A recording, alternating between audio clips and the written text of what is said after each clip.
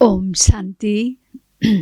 आज 2079 साल असार 2 गते बिहिबार, तदनुसार 16/6/2022 को बाबाको मधुर अनमोल महावाणी छ। बाबाले आजको वाणीमा सारमा बताउनु भएको छ, मिठे बच्चे, तिमी कुनै पनि देहधारीको नाममा नाम रूपमा फस्नु हुँदैन। अशरीरी बनेर बाबालाई याद गर्यो भने आयु बढ्छ, निरोगी बन्दै जान्छौ। बाबा भन्नुहुन्छ कि कुनै पनि देहधारीको नाम रूपमा फस्नु छैन, किनकि बाबा हामीलाई अशरीरी बनाउन आउनु भएको छ। अशरीरी बनेपछि नै हामी बाबाको याद सही रूपले गर्न सक्दछौँ र बाबाबाट हामी शक्ति प्राप्त गर्न सक्छौँ र जन्म जन्मको जुन पाप कर्म हाम्रो नष्ट हुँदै जान्छ, जसले गर्दाखेरि हाम्रो आयु पनि बढ्दै जान्छ र निरोगी पनि बन्दै जान्छौँ। यसैले कुनै पनि देहधारीको नाम रूपमा फस्नु हामीलाई छैन, न आफ्नो आत्मिक स्वरूप निराकारी स्वरूपमा स्थित रहेर बाबाको यादमा रहने। प्रश्न छ, समझदार बच्चाहरूका मुख्य निशानी के हुन्छन्? जो समझदार बच्चाहरू हुन्छन्, जो जानी बुझेका बच्चाहरू छन्, उनीहरूको चिन्ह के हुन्छ? उनीहरूको लक्षण के देखा पर्छ? के होला त? चिन्तन गर्नुहोला। यहाँहरू सबै समझदार हुनुहुन्छ र आफ्नो गुण विशेषता बताउनु हुनेछ। त बाबा के भन्नुहुन्छ हामी सुन्छौँ। त उसमा विभिन्न लक्षणहरू निशानीहरू देखिन्छ। त्यसमध्ये पहिलो निशानी, जो समझदार हुन्छन् उनीहरूले पहिला स्वयंमा धारणा गरेर फेरि अरूलाई गराउँछन्। जो समझदार बच्चाहरू छन् उनीहरूले पहिला ज्ञानलाई आफ्नो जीवनमा धारण गर्छ र फेरि अरूलाई धारण गराउँछन्। बादल बनेर भरिएर जान्छन्, वर्षा गर्छन्। बादल बनेर भरिएर जान्छन्, वर्षा गर्छन्। पढाइको समयमा आलस्य गर्दैनन्। पढाइको समयमा कुनै किसिमको आलस्य गर्दैनन्। ब्राह्मणीमाथि जिम्मेवारी छ। यहाँ उनैलाई लिएर आउनुपर्छ जसले रिफ्रेस भएर गएर फेरि वर्षा लिन्छन्। जो मधुबनमा लिएर आउने ब्राह्मणीहरू छन्, उनीहरूमा ठुलो जिम्मेवारी रहेको छ। कसलाई ल्याउने कसलाई नल्याउने त्यो कुरा उसले धेरै थाहा पाउनु पर्ने हुन्छ, परख गर्नुपर्ने हुन्छ। बाबा भन्नुहुन्छ कि यस्तो बच्चाहरूलाई नै लिएर आउनुपर्छ जो मधुबनमा रिफ्रेस भएर आउँछन् र गएर फेरि त्यो अनुभव, त्यो जुन शिक्षा ज्ञान अरूलाई पनि दिने गर्छन्। त्यो शान्ति, खुसी, शक्ति अरूलाई पनि प्रदान गर्ने अथवा बाबाबाट प्राप्त भएको वर्षा अरूलाई पनि, जसले अरूलाई अनुभव गराउँछन्। त्यस्तो बच्चाहरूलाई नै लिएर आउनुपर्छ बाबा भन्दै हुनुहुन्छ। र दोस्रो लक्षण, यहाँ उही आउनुपर्छ जसले योगमा राम्रोसँग रहेर वायुमण्डललाई शक्तिशाली बनाउन मद्दत गर्छन्। योगमा रहेर वायुमण्डललाई शक्तिशाली बनाउने आत्माहरूलाई नै बाबाको पासमा लिएर जानुपर्छ। विघ्न पार्दैनन्। यहाँ आसपासमा धेरै शान्ति हुनुपर्छ। कुनै पनि प्रकारको आवाज नहोस्। एकदम शान्त वातावरण बनाउने अथवा कुनै किसिमको विघ्न हो हल्ला मचाउने यस्तो बच्चाहरूलाई लिएर जानु हुँदैन। यसैले यस्तो किसिमको बच्चाहरू नै बाबाको पासमा लिएर जानुपर्ने हुन्छ, यस्तो समझदार बच्चाहरूलाई। गीत छ, ओम नमो शिवाय। ओम शान्ति। ओम शान्तिको अर्थ त सम्झाइएको छ नि। बाबा भन्नुहुन्छ आत्मा र परमात्मा शान्त स्वरूप हुन्। जस्तो पिता त्यस्तै बच्चा। बाबा शान्तिको सागर हुनुहुन्छ त उनको सन्तान हामी शान्त स्वरूप आत्मा हौँ। बाबाले बच्चाहरूलाई सम्झाउनुहुन्छ तिमी शान्त स्वरूप त हौ नि। बाहिर कुनै शान्ति मिल्दैन। यो रावण राज्य हो। रावण राज्यमा शान्ति कहाँबाट मिल्छ?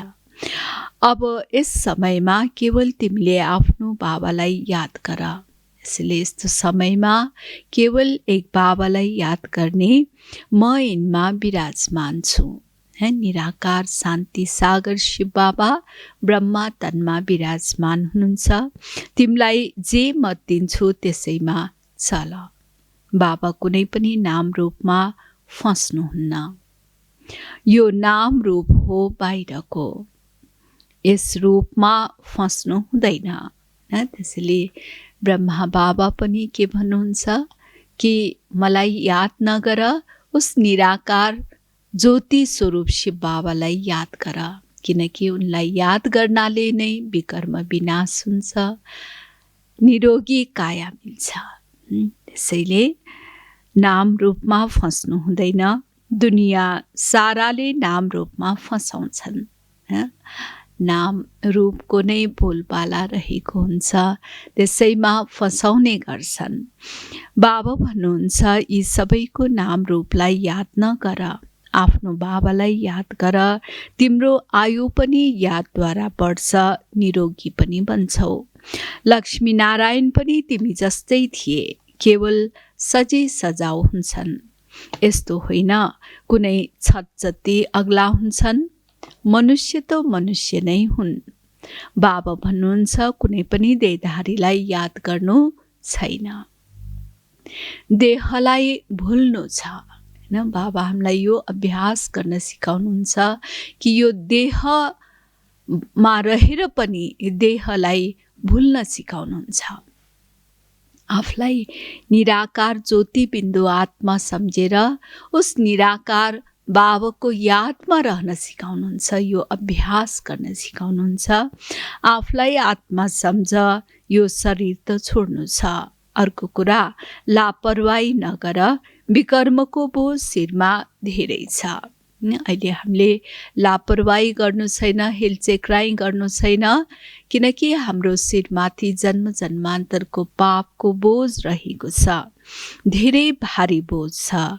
एक बाबाको यादले सिवाय त्यो बोझ कम हुन सक्दैन। त्यसैले त्यो विकर्मको बोझ नष्ट गर्नको लागि, त्यसबाट हल्का हुनको लागि उपाय छ एक बाबाको याद। बाबाले सम्झाउनु भएको छ जो सबैभन्दा उच्च पावन बन्छन् उनै फेरि सबैभन्दा पतित बन्छन्। यसमा आश्चर्य मान्नु पर्दैन। आफूलाई हेर्नु छ, बाबालाई धेरै याद गर्नु छ। जति हुन सक्छ बाबालाई याद गर, धेरै सहज छ। जो यति प्यारो बाबा हुनुहुन्छ उहाँलाई उठ्दा बस्दा याद गर्नुपर्छ।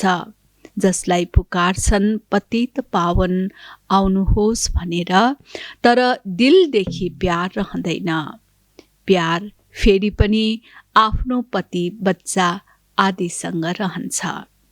केवल भन्छन् पतित पावन आउनुहोस्। बाबा भन्नुहुन्छ प्यारा बच्चाहरू, म कल्पको सङ्गम युगमा आउँछु। इसलिए बच्चाहरूले बाबालाई पुकारछन्, हे पतित पावन आउनुहोस्, हामीलाई पावन बनाउनुहोस् भनेर द्वापरदेखि पुकार्दै आए। तर बाबा भन्नुहुन्छ म केवल सङ्गममा आउँछु। गायन पनि गरिएको छ, रुद्र ज्ञान यज्ञ कृष्ण त हुन्नै सत्युगका राजकुमार, उनी फेरि त्यस नाम रूप देशकालमा बाहेक आउन सक्दैनन्। नेहरू त्यसै रूपमा त्यसै पोजिसनमा फेरि कल्पपछि आउँछन्। त्यसै गरी श्रीकृष्ण पनि सत्युगमा आउँछन्। श्री कृष्ण जुन जस्तो रूपमा रहेको छ, जुन नाममा रहेको छ, त्यो फेरि त्यसै समयमा अर्थात् 5000 वर्ष पछि त्यसै नाम रूपमा आउनुहुन्छ। उनको अनुहार परिवर्तन हुन सक्दैन। यस यज्ञको नाम छ नै रुद्र ज्ञान यज्ञ, राजस्व अश्वमेध यज्ञ। राजाईको लागि बलि चढ्नु अर्थात् उहाँको बन्नु। बाबाको बनेका छौ, त्यसैले एकलाई नै याद गर्नुपर्छ। हदसँग तोडेर बेहदसँग जोड्नु छ। धेरै महान बाबा हुनुहुन्छ। तिमीलाई थाहा छ बाबाले आएर के दिनुहुन्छ? यस्तो महान बाबाले आएर हामीलाई के दिनुहुन्छ त्यो कुरा हामीले जानेका छौँ। बेहदका बाबाले तिमीलाई बेहदको वर्षा दिइरहनु भएको छ। उनै बेहदको बाबाले नै हामीलाई बेहदको वर्षा, सुख, शान्ति, पवित्रता, शक्ति, ज्ञान, गुण यी सब कुराहरू दिइराख्नु भएको छ, जुन अरू कसैले दिन सक्दैन। सबै मनुष्यले त एक अर्कालाई मारकाट गरिरहन्छन्। पहिले यो कहाँ हुन्थ्यो र? दुनियाँमा कति मारकाट चलिरहेको छ। बाबा भन्नुहुन्छ यस्तो मारकाट पहिले हुँदैन थियो। तिमीलाई थाहा छ बाबा फेरि आउनु भएको छ। भन्नुहुन्छ कल्प कल्पको सङ्गम युगमा जब नयाँ दुनियाँको स्थापना गर्नुपर्ने हुन्छ तब म आउँछु। माग्छन् पनि नयाँ दुनियाँ, राम राज्य, नयाँ राम राज्य, नयाँ राम राज्य चाहियो भन्छन्। नयाँ दुनियाँ जहाँ कि सुख हुन्छ, त्यस्तो सुखको दुनियाँ माग्छन्। त्यहाँ सुख सम्पत्ति सबै हुन्छ, झगडा गर्ने कोही हुँदैन। शास्त्रहरूमा त सत्युग त्रेतालाई पनि नर्क बनाइदिएका छन्। यो भूल हो नि। तिमीहरूले असत्य सुनाउँछन्, बाबाले सत्य सुनाउनुहुन्छ। बाबा भन्नुहुन्छ तिमीले मलाई सत्य भन्छौ नि, हैन? भगवान सत्य, गॉड इज ट्रुथ भनिन्छ। त उनै सत्य बाबाले नै सत्य कुरा हामीलाई सम्झाउनुहुन्छ। म आएर सत्य कथा सुनाउँछु। 5000 वर्ष पहिले यहाँ कसको राज्य थियो? बच्चाहरूलाई थाहा छ 5000 वर्ष पहिले यी लक्ष्मी नारायणको राज्य थियो। भन्छन् पनि क्राइस्ट भन्दा 3000 वर्ष पहिले यहाँ स्वर्ग थियो। हिसाब त सिधा छ। भन्छन् कल्पको आयु यति किन राखिएको हो? अरे हिसाब गर न, क्राइस्टको यति समय भयो। युग नै 4 छन्। आधा कल्प दिन, आधा कल्प रात हुन्छ। सम्झाउने धेरै राम्रो चाहिन्छ। बाबा सम्झाउनुहुन्छ प्यारा बच्चाहरू, काम महाशत्रु हो। हिन्दूहरूले नै देवताहरूको महिमा गाउँछन्। कुन महिमा गाउँछन् देवी देवताहरूको? सर्वगुण सम्पन्न, 16 कला सम्पन्न, सम्पूर्ण निर्विकारी, मर्यादा पुरुषोत्तम, डबल अहिंसक। फेरि 16108 रानीहरू कहाँबाट आए? जबकि सम्पूर्ण पवित्र हुनुहुन्थ्यो भने। फेरि बाबा भन्नुहुन्छ कि 16108 रानीहरू कहाँबाट आए त? तिमीलाई थाहा छ धर्मशास्त्र कुनै पनि होइन। धर्मशास्त्र त्यसलाई भनिन्छ जसलाई धर्मस्थापकले उच्चारण गरे। यो त कुनै धर्मस्थापकले उच्चारण गर्नुभएको शास्त्र त होइन। त्यसैले बाबा भन्नुहुन्छ धर्मस्थापकको नामबाट शास्त्र बन्यो। अब तिमी बच्चाहरू नयाँ दुनियाँमा जान्छौ। यो सबै पुरानो तमो प्रधान छ। त्यसैले बाबा भन्नुहुन्छ पुराना चिजहरूबाट बुद्धि योग हटाएर म एकलाई याद गर, अनि तिम्रो विकर्म विनाश हुन्छ। हैन? हाम्रो बुद्धि योग जो अनेकमा भड्किएको छ त्यसलाई त्यस भड्किनबाट बचाएर एक बाबाको यादमा हामी रहन्छौँ भने तब विकर्म विनाश हुन्छ। लापरवाही गर्यो भने बाबाले सम्झिनुहुन्छ यसको तकदिर नै यस्तो छ। किनकि यसमा हेलचेक्राइ गर्नाले हाम्रो कुनै विकर्म विनाश हुन सक्दैन र अनि पुरुषार्थ पनि सही रीतिले गर्न सक्दैनौँ भने फेरि वर्षा कहाँबाट मिल्छ। त्यसैले यसको तकदिर नै यस्तो छ, यस्तो बाबा सम्झिनुहुन्छ। छ धेरै सहज कुरा, के यो तिमीले बुझ्न सक्दैनौ? मोहको धागो सबैतिरबाट निकालेर एक बाबालाई याद गर। 21 जन्मको लागि तिमीलाई फेरि कुनै दुःख हुँदैन। न तिमी यति कुब्जा आदि बन्छौ, त्यहाँ त सम्झन्छन् पुग्यो, आयु पुरा भयो, एक शरीर छोडेर अर्को लिनु छ। जस्तै सर्पको उदाहरण छ, जनावरहरूको उदाहरण दिन्छन्। जसरी साँपले काँचुली फेर्ने गर्छ, त्यस्तै प्रकारले हामी आत्मा पनि यो शरीर एक शरीर छोडेर अर्को धारण गर्छौँ। अवश्य उनलाई थाहा हुन्छ, यस समयका मनुष्यहरूको भन्दा त जनावरहरूको पनि धेरै अक्कल हुन्छ। कुमालकोटीको उदाहरण पनि यहाँको हो, किरालाई कसरी लिएर आउँछ। अब तिम्रो सुखको दिन आइरहेको छ। बच्चीहरूले भन्छन् हामी पवित्र रहन्छौँ, त्यसैले कुटाई धेरै खानुपर्छ। हो प्यारा बच्चाहरू, केही त सहन गर्नै पर्छ। यति धेरै बाबा प्राप्ति गराउनुहुन्छ भने केही न केही सहन त गर्नै पर्ने हुन्छ। पवित्रताको लागि कति कुटाई खान्छन्, मारपिट गर्छन्, अनेक भनाइहरू सहन गर्नुपर्ने हुन्छ। अबलाहरूमाथि अत्याचारको बारेमा भनिएको छ। अत्याचार गरे भने पो पापको घडा भरिन्छ। रुद्र ज्ञान यज्ञमा विघ्न त धेरै पर्छन्। अबलाहरूमाथि अत्याचार हुन्छ, यो कुरा शास्त्रहरूमा पनि गाइन्छ।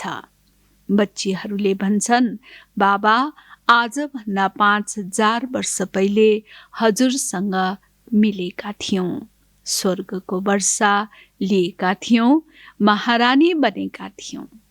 बच्चाहरूले बाबालाई भन्छन्।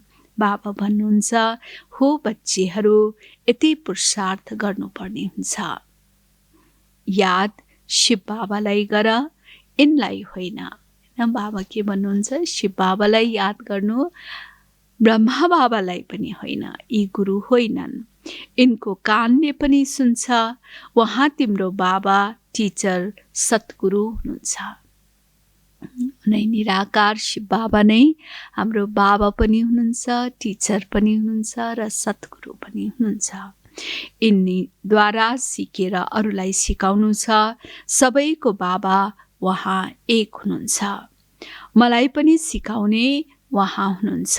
त्यसैले बेहदको बाबालाई याद गर। विष्णुलाई वा ब्रह्मालाई कहाँ पतिहरूका पति भनिन्छ र? शिव बाबालाई नै पतिहरूका पति भनिन्छ। त्यसैले किन उहाँलाई नपक्रिने? तिमीहरू सबै पहिले मूल वतन आफ्नो पिताको घरमा जान्छौ, फेरि पतिको घरमा आउँछौ। पहिले शिव बाबाको पासमा त सलामी भर्नु नै छ, फेरि आउँछौ सतयुगमा। कति सहज पाइ पैसाको कुरा छ। बाबाले सबैतिरका बच्चाहरूलाई देख्नुहुन्छ, कहीँ कोही झुटका त खाएको छैन। सुन्दा सुन्दा यस्तो झुटका त खाएको छैन। त यो बाबा चारैतिरको बच्चाहरूलाई हेर्नुहुन्छ। झुटका खान्छन्, हाई काट्छन्, बुद्धियोग अन्त जान्छ भने फेरि उनले वायुमण्डललाई बिगारिदिन्छन्।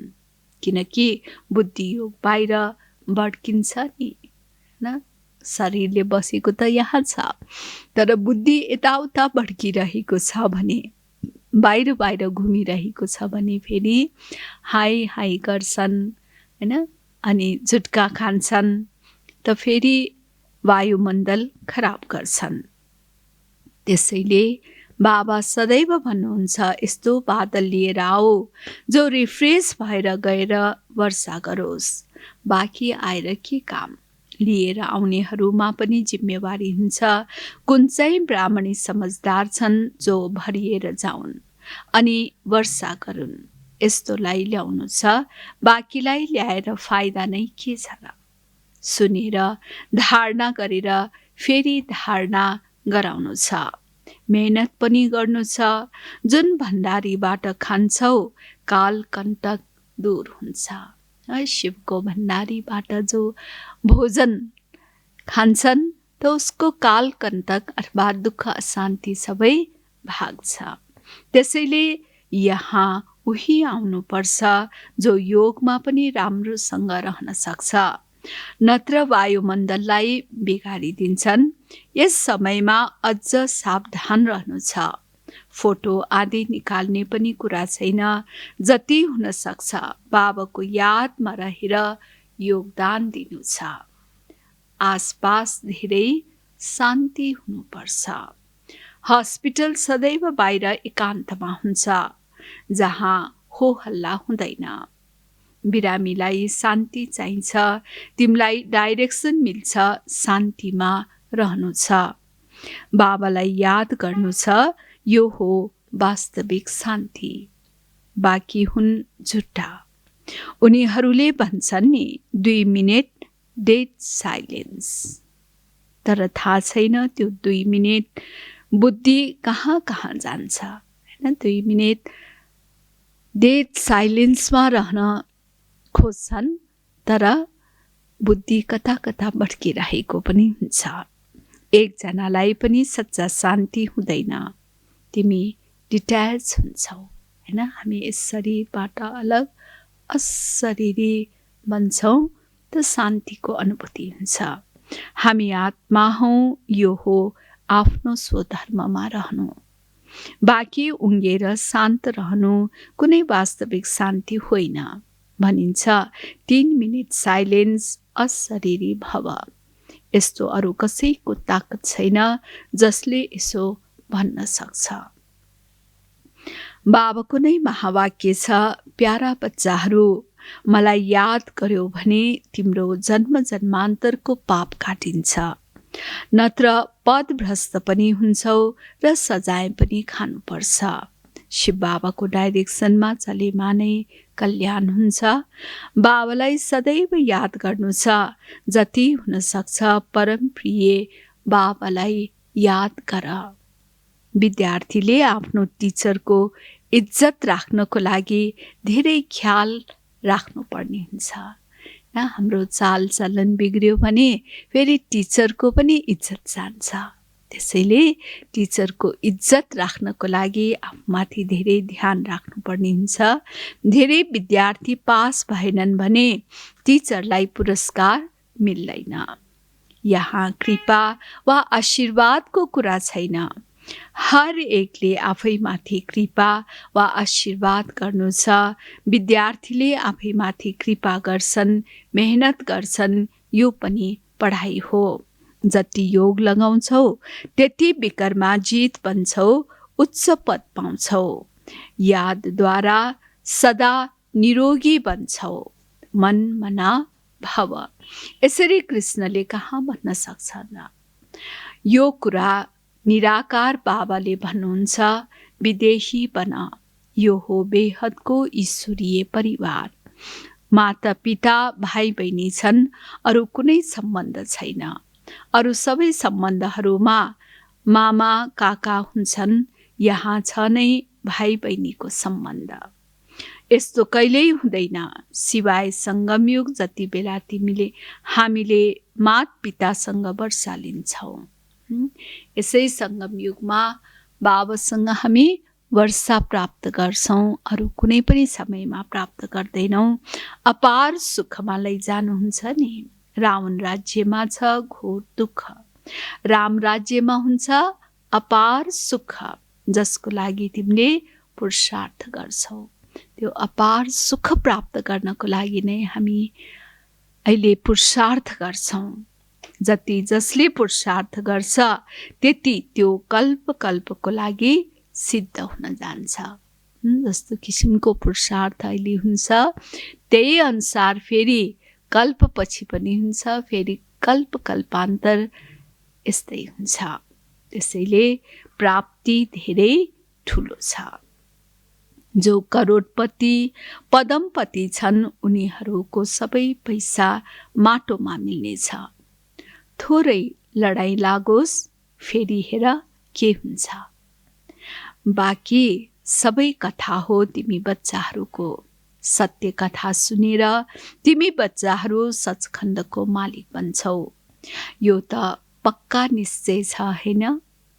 निश्चय बिना यहाँ कोही आउन सक्दैन। तिमी बच्चाहरूले कुनै लापरवाही गर्नु हुँदैन, कुनै हेलचेक्राइ गरेर लापरवाही गर्नु हुँदैन। बाबासँग पुरा वर्षा लिनु छ जसरी मम्मा बाबाले लिइरहेका छन्।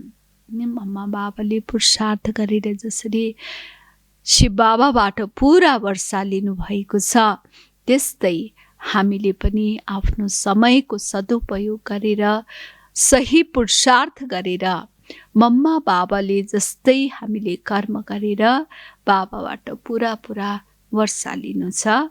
अच्छा मिठे मिठे सिकेला धे बच्चाहरूप्रति माता पिता बाप दादाको याद प्यार एवं गुड मर्निङ। रुहानी बाबाको रुहानी बच्चाहरूलाई नमस्ते। रुहानी बच्चाहरूको रुहानी बाबालाई गुड मर्निङ नमस्ते। धारणाको लागि मुख्य सार छ। पहिलो, शरीरबाट न्यारा भएर स्वधर्ममा स्थित रहने अभ्यास गर। के अभ्यास गर्ने? शरीरबाट न्यारा भएर स्वधर्ममा स्थित रहने अभ्यास गर। जति हुन सक्छ परम प्रिय बाबालाई याद गर। मोहको धागो सबैतिरबाट निकाल। यसैले एक परम प्रिय बाबालाई नै याद गर्नु छ। मोहको धागो सबैतिरबाट निकाल्नु छ। दोस्रो छ पढाइमा पुरा ध्यान दिएर आफूमाथि आफैले कृपा वा आशीर्वाद गर। न कुनै बाबाले हामीलाई कृपा गर्ने वा आशीर्वाद दिने कुरा छैन। जो बाबाले हामीलाई पढाइ पढाउनु भएको छ त्यो पढाइ राम्रो पढिदिनु नै आफूले आफूमाथि कृपा गर्नु वा आशीर्वाद दिनु हो। बुद्धि योग हदबाट तोडेर बेहदसँग जोड्नु छ। बाबाको बनेर बाबामा पुरा पुरा बलि चढ्नु छ। वरदान सदा सत्यको सङ्गतद्वारा, सदा सत्यको सङ्गतद्वारा कमजोरीहरूलाई समाप्त गर्ने सहज योगी सहज ज्ञानी भव। सत्य एक बाबा हुनुहुन्छ। सदा सत्यको सङ्गत गरेर कमजोरीहरूलाई समाप्त गर्ने सहज योगी सहज ज्ञानी भव। कुनै पनि कमजोरी तब आउँछ जब सत्यको सङ्गतबाट किनारा हुन्छ। त्यसैले हामीमा कमजोरी कहिले आउँछ त? तब आउँछ जब सत्यको सङ्गतबाट हामी टाढा जान्छौँ र अर्को सङ्गतमा लाग्छौँ। अर्थात् नराम्रो कुसङ्गमा हामी फस्छौँ भने हामीमा कमजोरी आउँछ।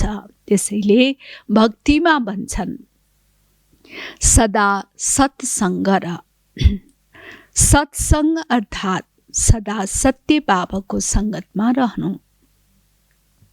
तिमीहरू सबैको लागि सत्य बाबाको सङ्गत अति सहज छ किनकि समीपको सम्बन्ध छ।